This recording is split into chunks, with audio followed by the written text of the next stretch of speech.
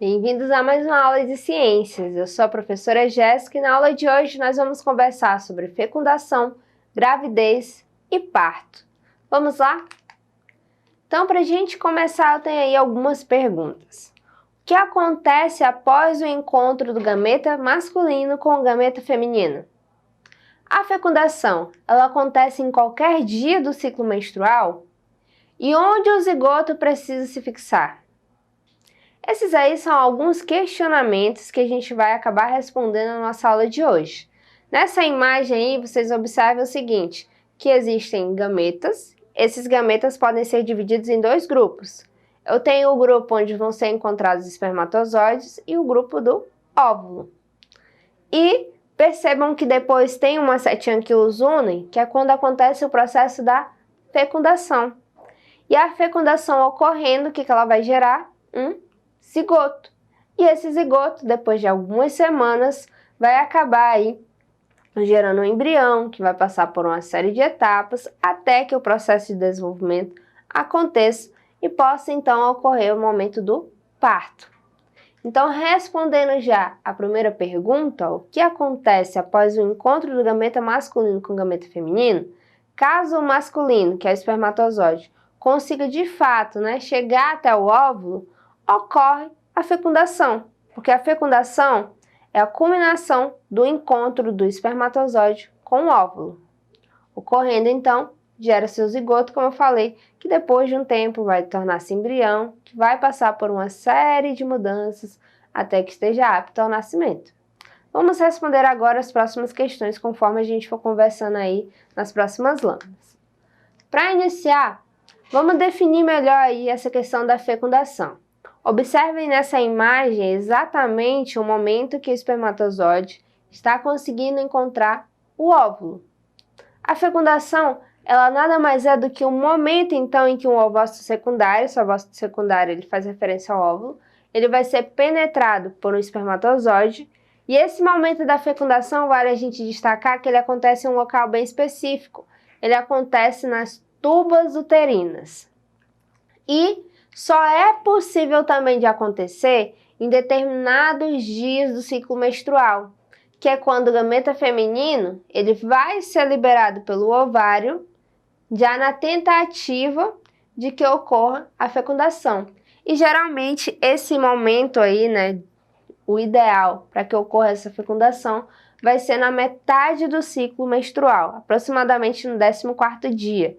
Podendo ser alguns dias antes, uns 2, 3 dias antes, ou 2, 3 dias depois, também é considerado ali o pico para que ocorra aí essa fecundação com maior sucesso.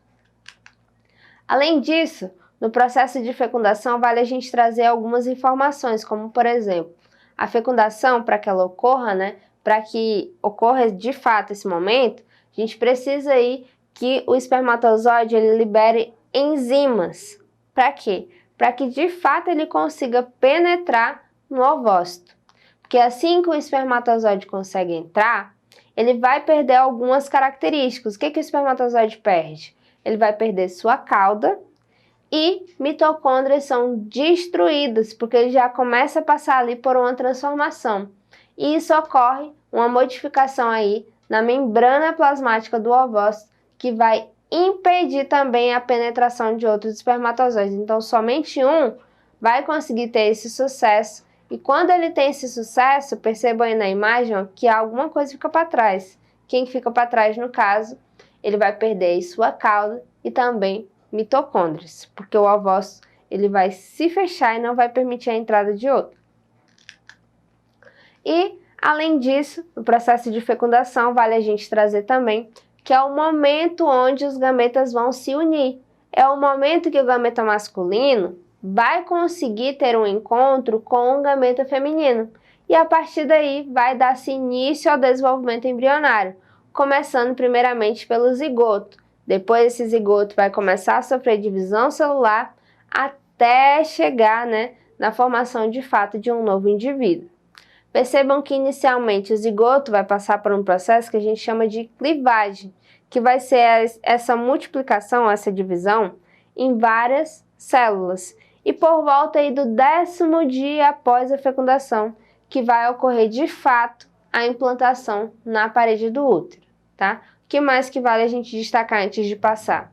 Que a ovulação, ela sempre ocorre 2 a 3 semanas após a data da última menstruação.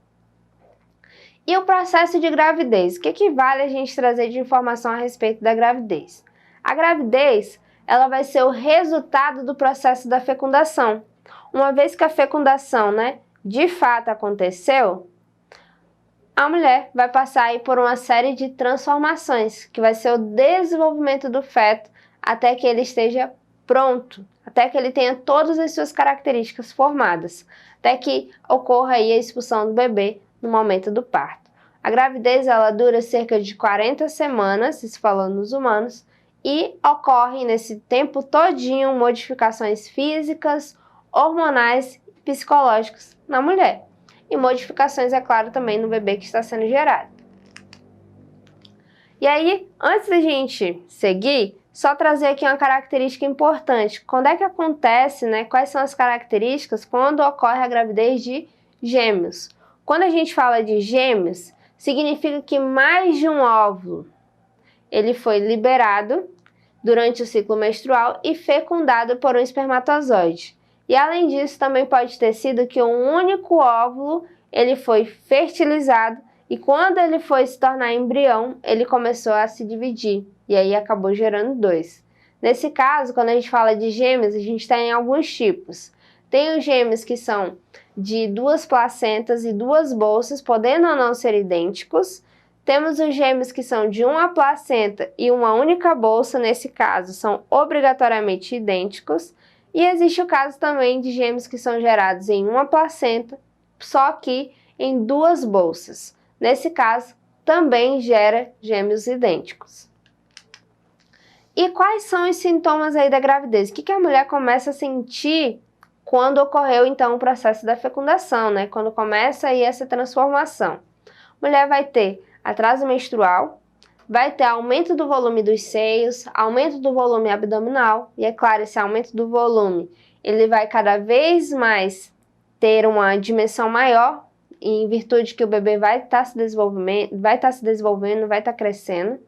Tem aumento também do sono e da fome. Vai ter bastante náuseas e vômitos, mas isso não é uma regra, algumas mulheres têm, outras não. Tonturas e cansaço e cólicas. Vale destacar também que mulher grávida, ela não passa mais pelo processo da menstruação naquele momento, tá? Então, mulher grávida, ela não menstrua. E quais são os principais acontecimentos da gravidez? No primeiro trimestre, vai ocorrer a fixação do zigoto no útero. Vai ocorrer também a formação da placenta e a organogênese. E no fim desse primeiro trimestre, no fim dos 3 primeiros meses, o feto ele já vai se encontrar bastante distinto, com as estruturas principais já formadas, só que de forma rudimentar. Por isso que não vai estar pronto ainda para o seu nascimento. Já no segundo trimestre, vai acontecer o crescimento fetal. Nesse caso, a mãe já vai conseguir sentir aí movimentos do feto e a placenta vai se tornar responsável pela produção do hormônio que vai manter a gravidez, No caso aí, a liberação de progesterona. E nos momentos finais, no terceiro trimestre, já vai ter aí um grande crescimento fetal, um grande volume abdominal, tá? Por isso a mãe vai sentir alguns desconfortos devido à compressão de alguns órgãos também, já que o bebê já vai estar muito maior. E ao período de grande ansiedade, porque já está bastante perto, já está bastante próximo do momento do parto. E aqui a gente tem nessa imagem aí o que está acontecendo nas semanas da gravidez. Por exemplo, nas 2 primeiras semanas ainda está ali na formação do zigoto, ainda não tem muito que ser analisado. Só que da 3ª à 8ª semana já começa a formação de alguns órgãos. Lá no finalzinho da 6ª, indo até a 8ª, nós temos aí a formação do coração. Saindo da 5ª, entrando na 6ª, a formação dos membros superiores.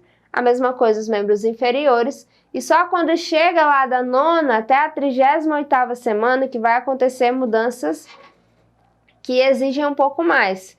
Por exemplo, por último, tem a formação do sistema nervoso central, tem a formação dos olhos a partir da 9ª semana, formação dos dentes também a partir da 9ª semana, formação do palato, formação da genitália externa e a formação também dos ouvidos. Por isso que não tem como a mulher fazer um ultrassom nas primeiras semanas, porque nas primeiras semanas ainda não tem a formação da genitália, então não teria como descobrir o sexo do bebê.